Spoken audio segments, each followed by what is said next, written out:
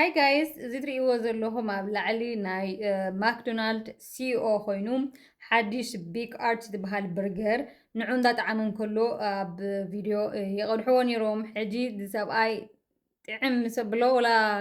ኣብ ገፁስ ይርአ ከምዚ ጥዑም ከምዘይኮነ ከምዘይፈተዎ ወላ እውን ንዕዳጋ ኢሉ ይገብር ከም ዘሎ እንደገና ከዓ ምስ ጣዕመ ከዓ ክንዲዚኣትኩም በቃ ንእሽተይ ባይቲ ወሲዱ ሕጂ እንደገና ከዓ ፕሮዳክት እናበለ ይፅውዖ ነይሩ ነቲ መግቢ ሰባት ካብ ኣብ ኢንተርነት ከዓኒ ንምንታይ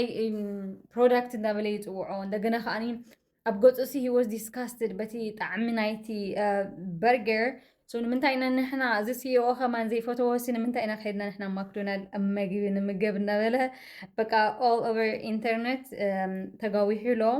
ካብቲ ኦፊሻል ናቶም ኦፊሻል ፔጅ ናቶም ናይ ማክዶናልድ ማለት እዩ ደምሲሶም እቲ እታ ቪድዮ የላን ሕጂ ግን ቀዲሙ ሰብ ዳውንሎድ ስለ ዝገበሮ ኣብ ኩሉ ኢንተርነት እዩ ዘሎ ንስኹም ከ ኣነ ኣይፈትዎን ሓቂ ምዝራብ ተሓይሽና ስነ ኣምራዊ በቲ ኢንተርነት ሪኦ ዝጥቀምሉ ስጋገለ ዝበሃል ኣይ ዶንት ላይክ ማክዶናልድ ንስኹም ከ